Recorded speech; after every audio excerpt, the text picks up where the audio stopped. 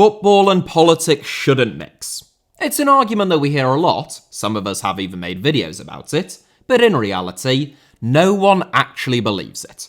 What they actually mean to say is that your politics and football shouldn't mix. My politics and football mixing? Well, that is absolutely fine.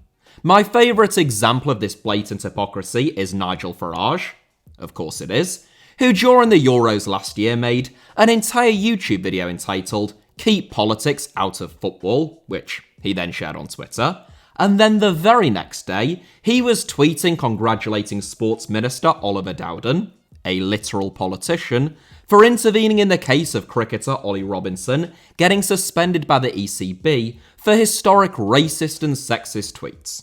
It would seem, at least in the eyes of Nigel Farage, that whilst football and politics shouldn't mix, cricket and politics are natural bedfellows and should be intimately tied. Oh, and, presumably, Farage's name printed on the back of a Grimsby Town Football Club shirt is entirely consistent with his worldview that we should keep politics firmly out of football.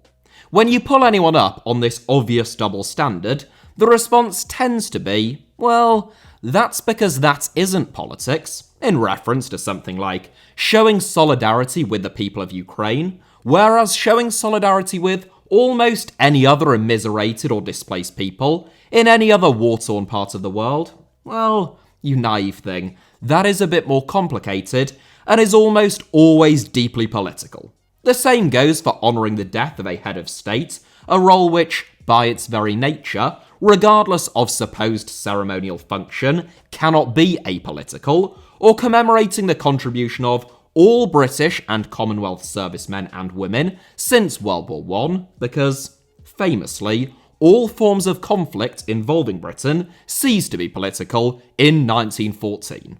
To be clear, before anyone bites my head off in the comments, I'm not saying that the football community, in this country and elsewhere, shouldn't show solidarity with countries enduring grave hardship, honour deceased politicians, or commemorate military personnel. My point is that you cannot define politics simply as things that I don't like, whilst declaring that everything that you do like, therefore, is apolitical, drawing a big clear line in the sand between the two. So that is what I wanted to talk about in today's video. What politics is allowed in football, and what isn't, who gets to determine suitable and unsuitable politics, and whether there could ever be a fair or reasonable way of determining that fact. The starkest comparison between tolerable and supposedly intolerable forms of political expression in football, or at least the juxtaposition that comes most vividly to my mind, hence why I used it in the thumbnail, comes in the form of the display of certain flags. Most notably, in recent years, the Ukraine and Palestine flags.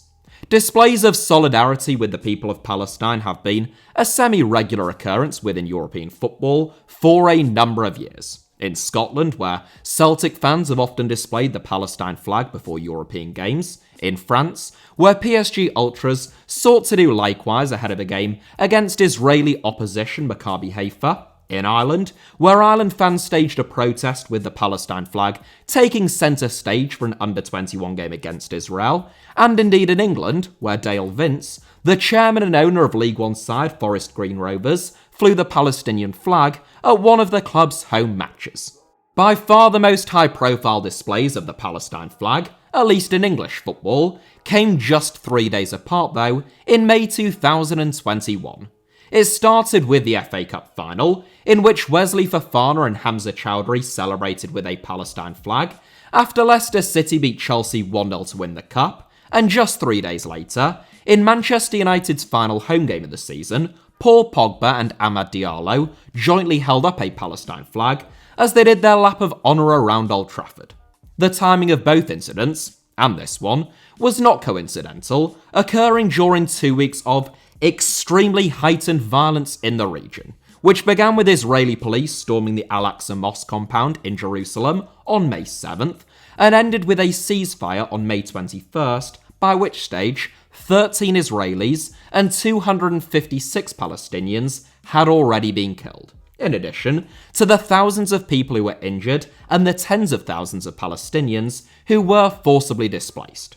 The media response to Fofana, Chowdhury, Pogba, and Diallo's displays of support for Palestine were both swift and intense, with calls from some quarters for the players to be fined, disciplined, and even banned. Or hounded out, as Lawrence Fox tweeted.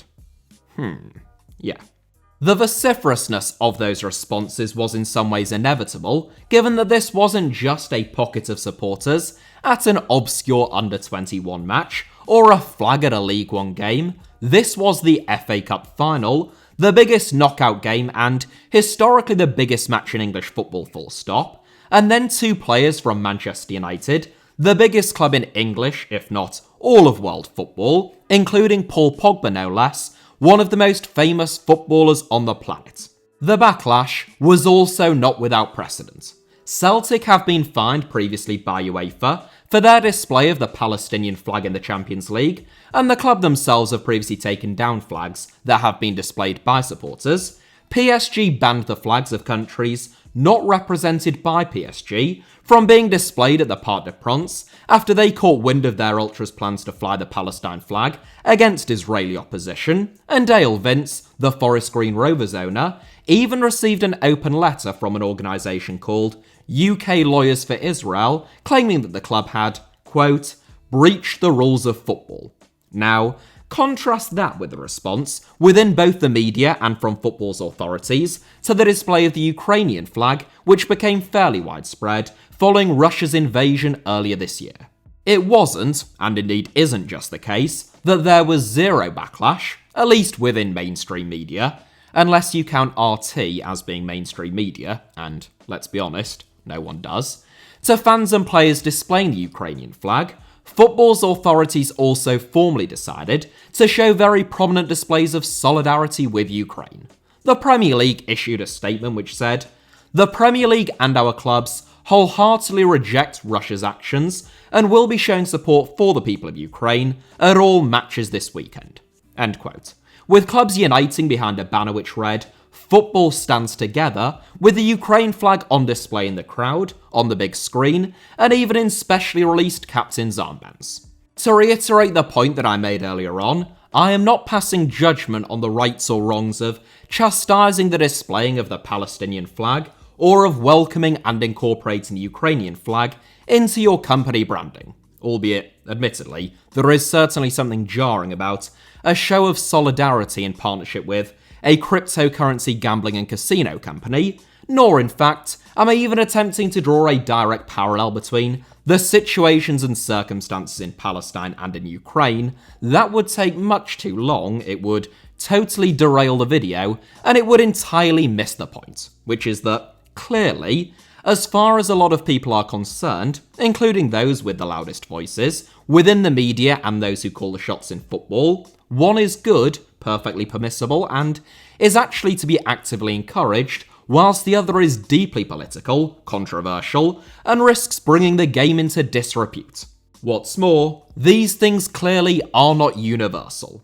Displaying the Ukraine flag is not deemed to be controversial in the United Kingdom, where there is a very clear consensus among both the general public and the government as to who the aggressor and who the victim is in that conflict.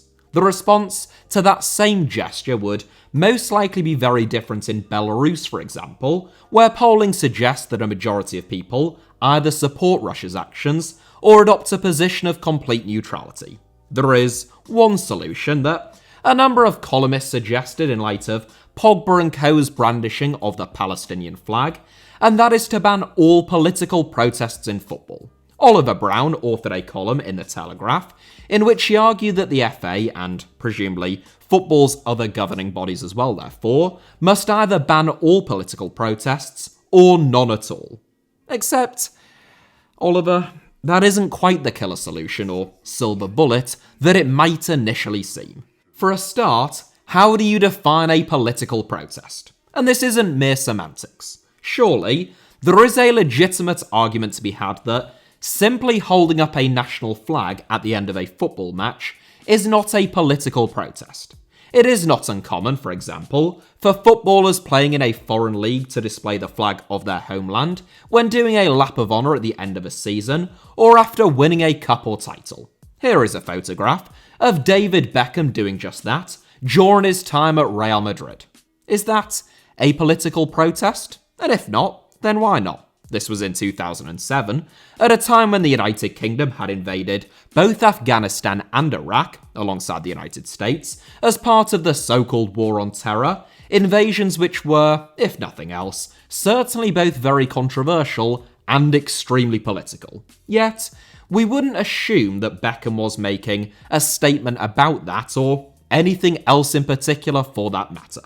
And if you were to impose that blanket ban, it is hard to see, whatever the extent of your solidarity with the people of Ukraine, or the domestic consensus on that particular issue, how anyone could reasonably suggest that that didn't also constitute a political protest. It would also necessitate, I think, fairly obviously, removing the imagery of the poppy, the minute's silence, and everything else that goes around Remembrance Day, observing a minute's silence or applause for anyone who had ever held a political role, which would also include recent memorials to Queen Elizabeth II, and it's fairly tough to see how even national anthems could survive. You could try to argue that all of those things are positive affirmations rather than protests, and therefore the fact that they are political would be inconsequential to the Telegraph and others' suggested blanket ban. But again, who is to say that displaying a Palestinian, Yemeni, Ukrainian, or Syrian flag in solidarity with the people of Palestine, Yemen, Ukraine, or Syria isn't also a positive affirmation and expression of support for those people, and not necessarily a protest or condemnation of anyone else? You could try to make the case that they're all fine, but when it comes to flag bearing, you can only display the flag of your own nationality, like Beckham did. A little bit like also that restriction that PSG introduced, which would therefore ban non-Palestinian footballers from displaying the Palestine flag, and therefore non-Ukrainians from displaying the Ukraine flag. That would seem to be very shaky ground to me, and would still obviously necessitate the banning of almost all of the Ukraine flags that we have seen around football over the past 9 months or whatever it is, and I'm not even going to get into the potential quandary that might throw up for players of dual nationality. Do they get to have 2 flags? Sometimes 3, maybe even 4 in the case of someone like Alphonso Davies. Of course, not all flags even represent countries. Would the Telegraph's blanket ban include a ban on displaying the rainbow flag, for instance? That would seem to be rather aggressive, although I suppose that is quite a big plus, as far as the Telegraph might be concerned. It's important to acknowledge that this goes both ways, much like the B in LGBT. LGBT issues, which I would personally consider to be just fundamental human rights, cannot be extricated from the political sphere, where, loathsome as it is, they are so often used as a political football themselves.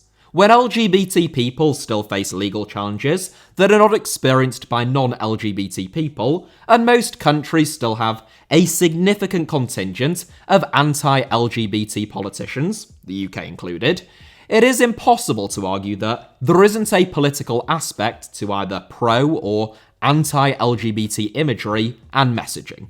This is one of the dilemmas that I had when the Black Lives Matter movement spread across much of the world and was widely adopted by football, with BLM imagery plastered prominently throughout the game, and many players and teams choosing to take the knee.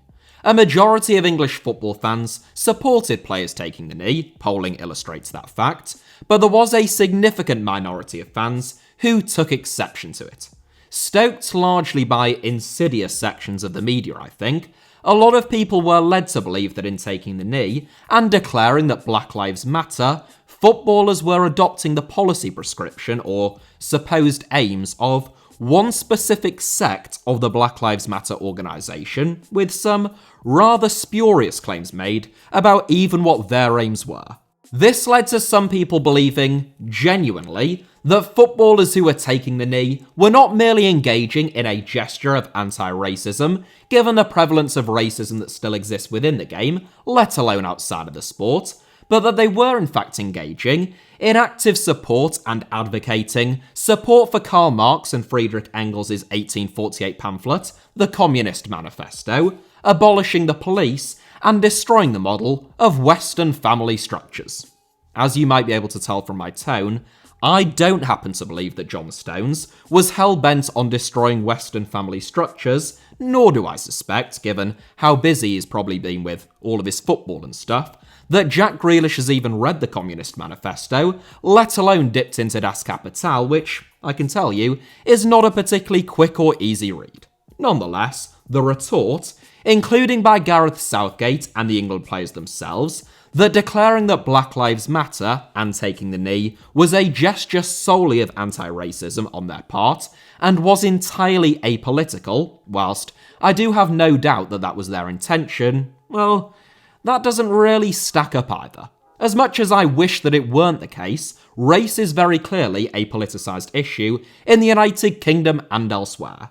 There are several politicians in the United Kingdom who could fairly be described as being racists or racialists, if by that term we mean someone who says explicitly racist things. Anthony Brown, for example, the Conservative Party MP for South Cambridgeshire, once described mass migration to the United Kingdom as, quote, letting in too many germs, claiming, falsely of course, that curbing immigration from Africa would be a better deterrent against the spread of HIV and AIDS than wearing condoms, and accused Muslim Britons of having divided loyalties to the nation.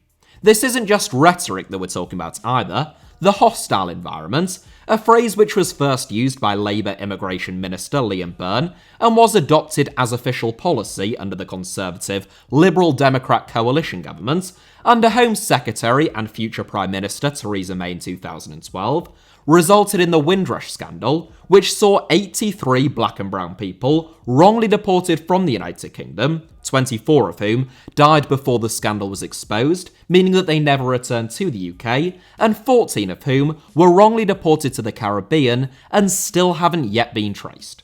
Hundreds of others were detained, threatened with deportation, and were left traumatised as a result of the racist policy implemented by the Home Office. The scandal was only exposed in 2018, yet just 5% of those impacted are reported to have been compensated 4 years on.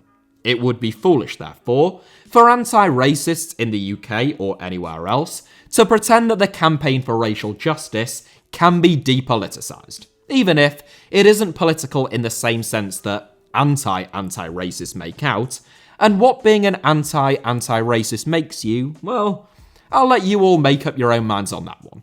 There is no alternative then but to embrace the fact that it is political, but whilst making the point at the same time that the politics of racial division, stigmatisation, and injustice are insidious, and that football, which is innately cross borders and, in this country at least, is very multiracial and multicultural, is therefore very well placed to make just those arguments. It is no coincidence that football, which is one of the very few industries where those at the top, who earn enormous fame and fortune, come predominantly from working class backgrounds, and a large number, about a third in the Premier League, come from black, Asian and minority ethnic backgrounds, it's no surprise then that footballers are more vocal than, say, rugby players, newspaper columnists, and indeed even politicians, who tend to come from much more privileged and less diverse backgrounds, when it comes to issues of poverty, social justice, racism, and a vast array of other issues.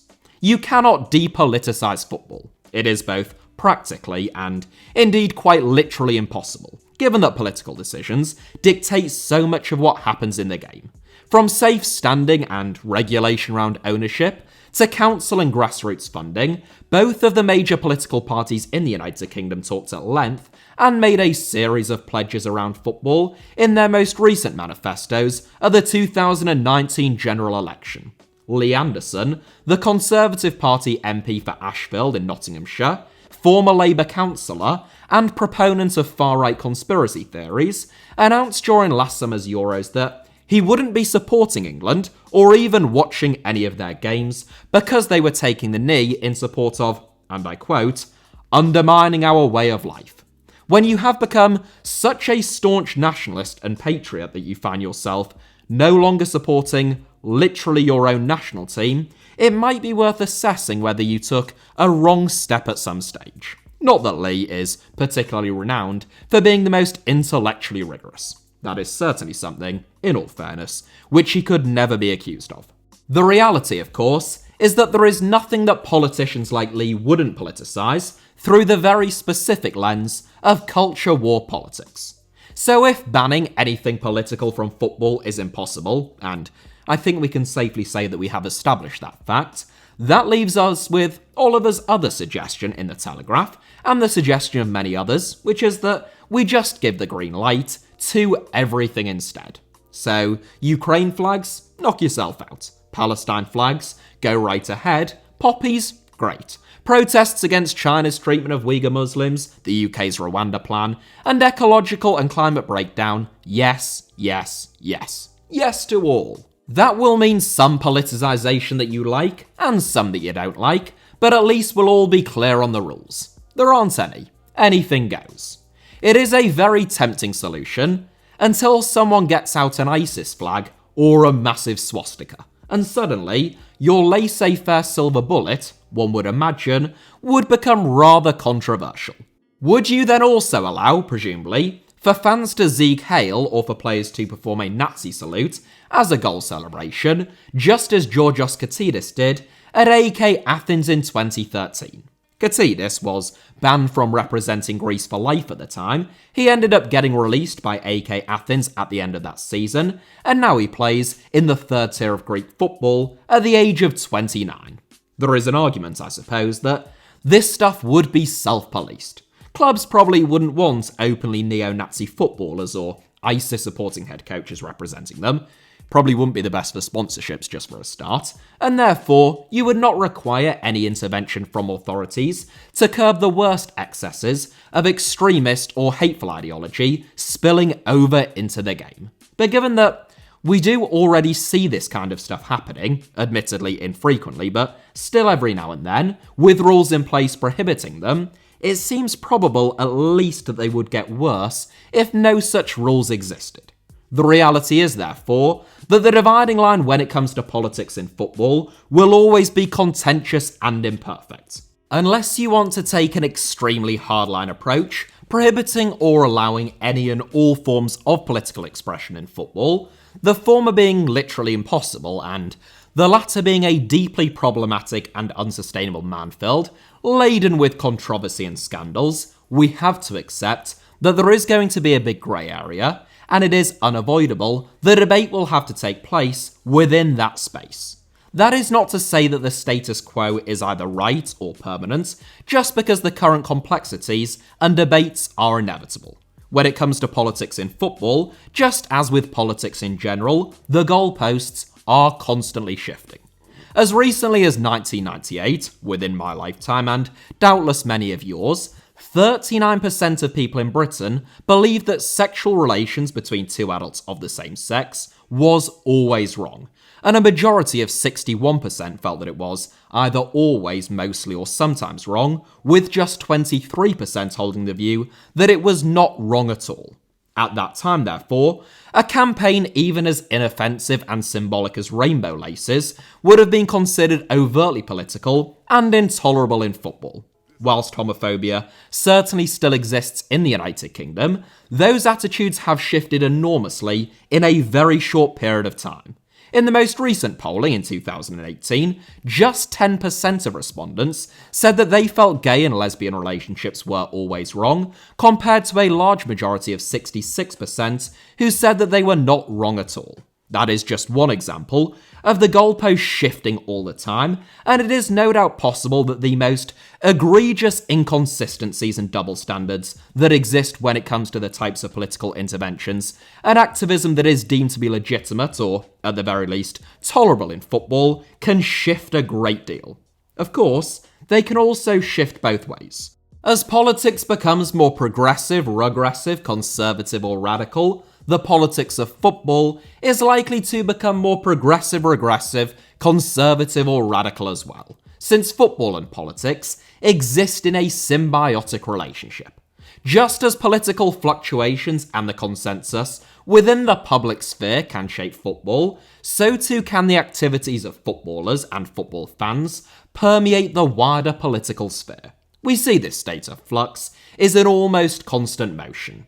FIFA and UEFA used to take a very hard line on almost anything that could be deemed political, hence why FIFA long upheld a ban on home nation national teams having a poppy printed on their shirts for international matches around Remembrance Day. Now those rules have started just to soften, whereas Argentina's FA were fined £20,000 after their players posed pre-match in front of a banner extolling the country's claim to the Falkland Islands, or Islas Malvinas as they are known in Argentina.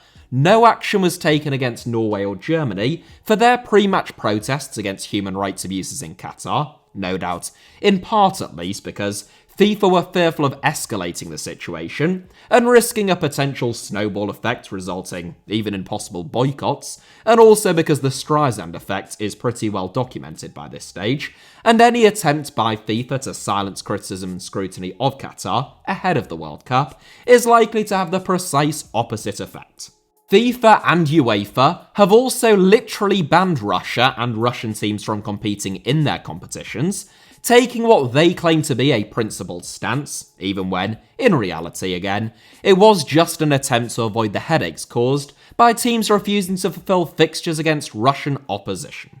The hypocrisy and double standards remain then. However egregious, Russia is by no means the only nation to have carried out an illegal invasion in recent years, but the softening on overall policy has been made inevitable by their own, albeit inconsistent position. So, yeah.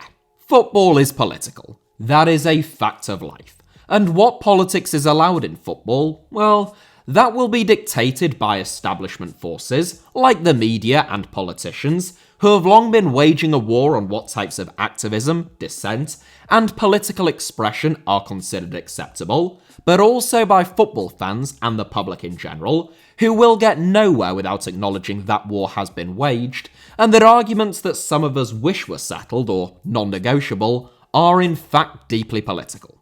That is it for today's video, but thank you all very much as ever for watching. Hit the like button if you enjoyed it. I hope that was the case. Let me know your thoughts down below in the comments, and feel free to subscribe and turn on notifications, of course, for HITC Sevens. You can also find me on Twitter or Instagram via the username @HITC Sevens on both, should you feel so inclined.